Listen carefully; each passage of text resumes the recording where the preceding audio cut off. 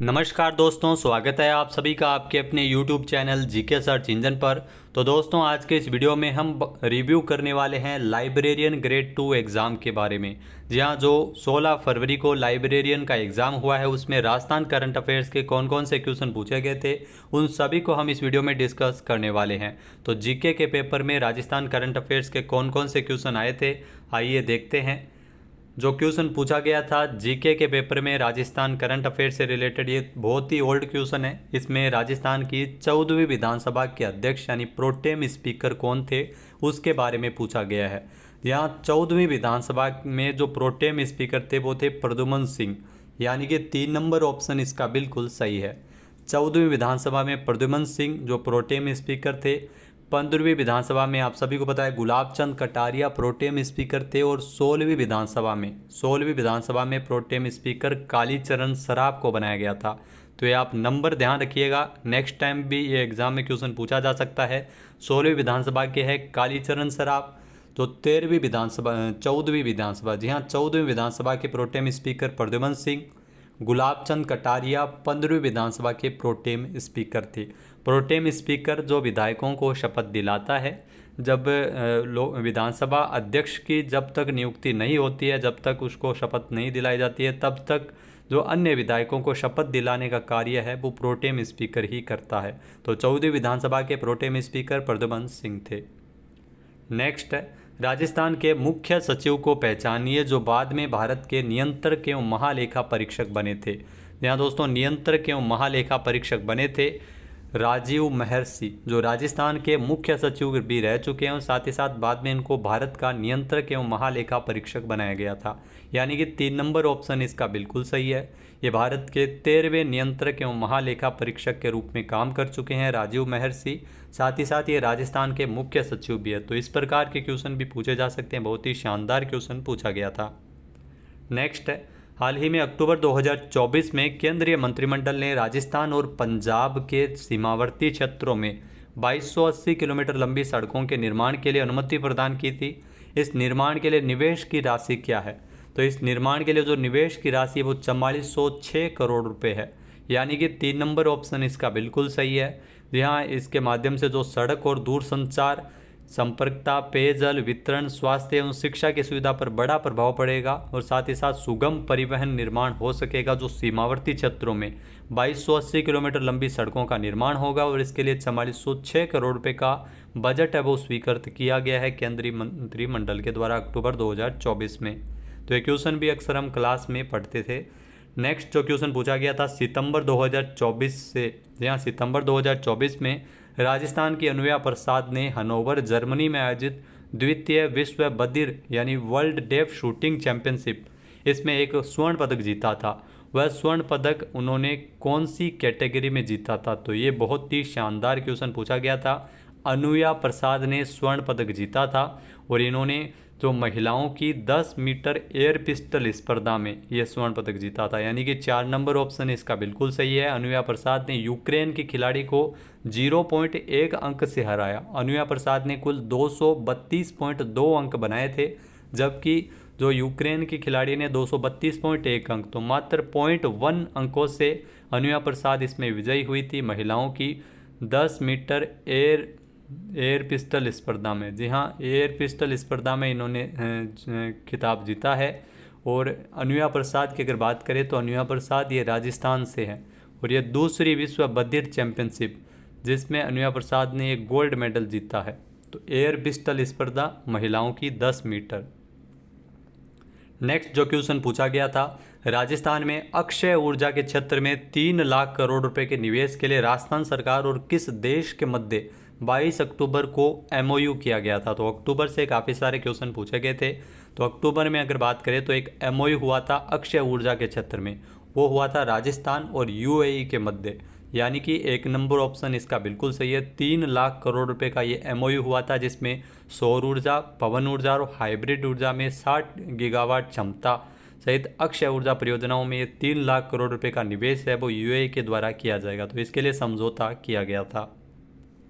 Next जो question आया था अक्टूबर 2024 में 68वीं राजस्थान राज्य स्तरीय साइकिलिंग प्रतियोगिता का आयोजन कहाँ किया गया था? तो ये भी क्वेश्चन हम एग्ज़ाम में जो पूछा गया, जो अक्सर क्लास में डिस्कस किया था। तो अक्टूबर 2024 में 68वीं राज्य स्तरीय साइकिलिंग प्रतियोगिता, ये राजसमंद में, ध्यान रखना भीम राजसमंद में इस प्रतियोगिता का आयोजन है वो किया गया था। यानी कि 4 नंबर ऑप्शन इसका बिल्कुल सही है। और इस प्रतियोगिता का शुभारंभ खेल मंत्री राज्यवर्धन सिंह राठौड़ के द्वारा राजसमंद जिले के भीम में किया गया था। नेक्स्ट जो क्वेश्चन आया था, राजस्थान के किस शहर को Conde Nast travels readers travels award 2024 में favourite leisure destination in India श्रेणी में रनर अप का अवार्ड मिला है? तो इसमें ध्यान रखना रनर अप का खिताब मिला था उदयपुर शहर को। 1 नंबर ऑप्शन इसका बिल्कुल सही है। राजस्थान को 2 अलग अलग श्रेणियों में Conde नास्ट travel reader choice award 2024 प्रदान किया गया था, जिसमें जो मुख्य रूप से दिया कुमारी जो पर्यटन मंत्री है वो इसमें शामिल हुई थी। इसमें favourite leisure destination in India का रनर अप का खिताब है वो उदयपुर को मिला था।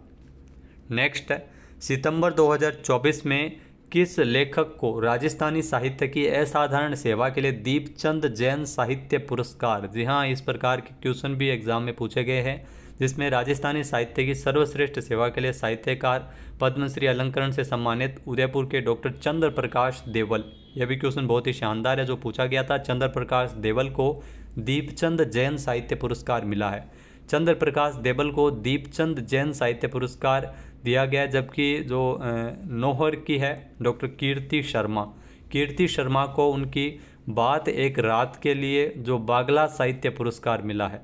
जबकि शंकर सिंह राजपुरोहित जो आप तस्वीर में इसमें देख रहे हैं क्वेश्चन में, इसमें रूपराम का लोकगीत पुरस्कार दिया गया। नेक्स्ट जो क्वेश्चन पूछा गया था एमएसएमई पॉलिसी से, जी हाँ हमने 9 नई नीतियों का वीडियो भी बनाया था आपके लिए, जिसमें एमएसएमई पॉलिसी से भी क्वेश्चन पूछा गया था। तो एमएसएमई नीति 2024 के संबंध में कौन सा कथन सत्य नहीं है? इसमें अलग अलग कथन दिए गए हैं। एमएसएमई पॉलिसी 2024, पहला कथन है एडवांस टेक्नोलॉजी एवं सॉफ्टवेयर पर 50% या 5 लाख रुपये तक का अनुदान, जो बिल्कुल सही दिया गया है। दूसरा है एसएमई एक्सचेंज से धन जुटाने पर इसमें 15 लाख रुपए तक की सहायता राशि इसमें मिलती है, तो ये भी बिल्कुल सही कथन है। फिर है ऋण पर अतिरिक्त 2% का ब्याज अनुदान, तो ये भी यहाँ पर बिल्कुल सही दिया गया है, ऋण पर अतिरिक्त 2% का ब्याज अनुदान है। फिर है क्वालिटी सर्टिफिकेशन एवं आईपीआर पर 5 लाख रुपए का पुनर्भरण, तो यहाँ पर 5 लाख रुपए गलत लिखा हुआ है क्योंकि यहाँ पर 3 लाख रुपए होना चाहिए। तो 3 लाख अगर होता तो ये कथन सही होता, तो यानी कि ये कथन गलत है। तो इसमें 4 नंबर ऑप्शन अपना बिल्कुल सही है, असत्य कथन इसमें अपने को बताना था एमएसएमई पॉलिसी 2024 से रिलेटेड। तो क्वालिटी सर्टिफिकेशन एवं आईपीआर पर इसमें 3 लाख रुपए का पुनर्भरण है, न कि 5 लाख रुपए।